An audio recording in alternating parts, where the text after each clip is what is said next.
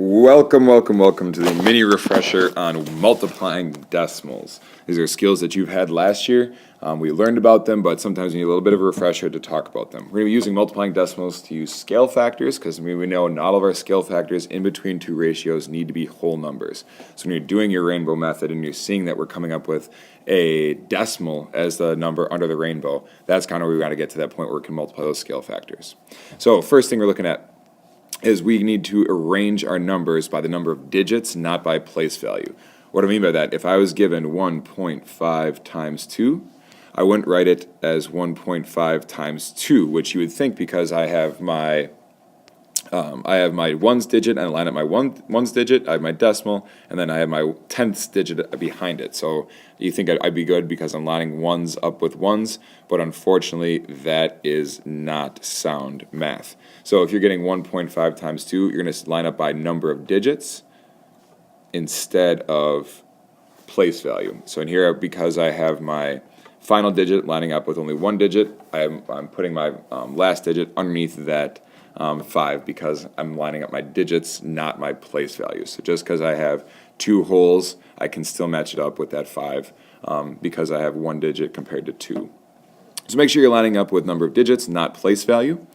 Then secondly, your next step is then to multiply. So if I was doing that 1.5 times 2, I know this seems like an easier decimal multiplication, but now I'm going to actually multiply.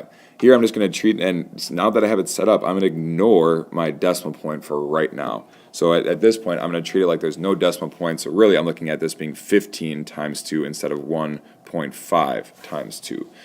So right now, I'm just going to ignore the decimal point and do my multiplication. So here I do 2 times 5 is 10, carry my 1, 2 times 1 is 2, add 1 to equal 3. And now my last step is to count your jumps. What I mean by that is we treated this as 15, not 1.5. The actual number is 1.5. The difference between 15 and 1.5 is this decimal point. And the decimal point from 15 would be after there because it would be 15.00, same thing. And so the difference between 15 and 1.5 is we move this decimal one jump to the left. And so I can see that moving my decimal one jump to the left equal 1.5. So here I'm counting my decimal jumps. In my actual problem, my decimal jumped one time in the entire problem, so therefore for my answer, put a decimal at the very end, it jumps to the left one time. Therefore my final answer is 3.0, or just 3. We're going to do one more quick sample one so that you can see exactly the more difficult problems. Here we're going to do 2.25 times 5.3. And so now, again, I have it set up by my number of digits. One digit, and then all my leftovers to the left. I ignored the decimals, and now I can just go through my regular decimal rotation. I'm going to shrink this down because I know I'm going to need some extra space down here with all my multipliers.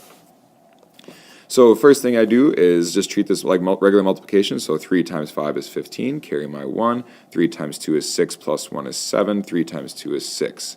Bring down my 0. Now I'm going 5 times 5 is 25. Carry my 2. 5 times 2 is 10, plus 2 is 12. 5 times 2 is 10.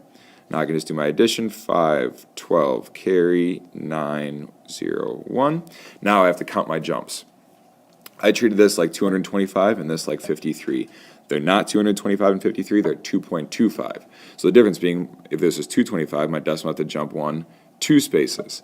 And then down here, I'd have to jump, it's not 53, 5.3, so 1 space. Overall in my problem, I had 1, 2, 3 jumps.